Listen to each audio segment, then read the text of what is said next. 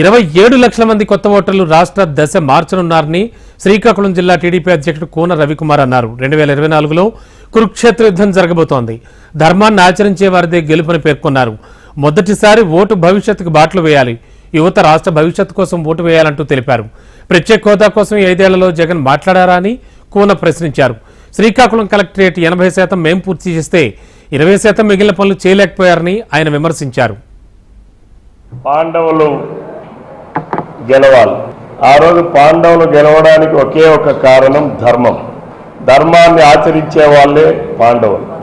అందుకని పాండవులు గెలుపనేది ధర్మం గెలిచినట్టుగా.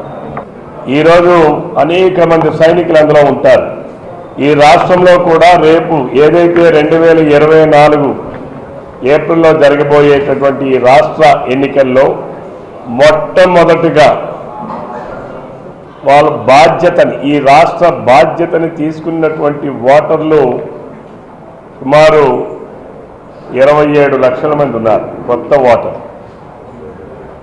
అంటే ఈ కొత్త ఓటర్లు రేపు ఈ రాష్ట్రానికి దిశ దశ మార్చేటటువంటి అవకాశం.